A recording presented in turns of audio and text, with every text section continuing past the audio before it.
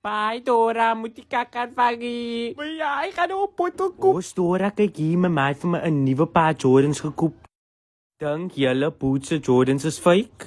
Sy het seker al haar pensioen gebruik vir daai Jordans. Sy bied daai Jordans wegstiek nou. Ek moer iemand wat my Jordans wil afvat. Die is 'n paar bjalwe honde. Boots, hier's 'n tikkie. Hy gaan jou Jordans steel, my broers. Stiek dit weg. Hy gaan dit verkoop vir 'n R5 pakkie tik.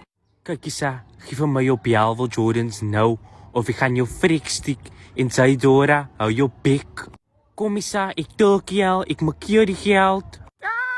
Moet je van jou tas houden, die los van mij af, je tukmonster. Kyk Isa, ek gaan jou in jou poesen maak. Weet sy wie's my pa? Vat net daai Jordans, dan skiet ek jou frik. Jarre, ek wil net 'n bietjie te gerit. Nomme ja. Jo, Dora, sy is mos kakgevaarlik en sy mal.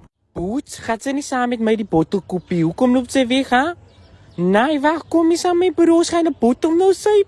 Oh ja, zo wie je die buiten.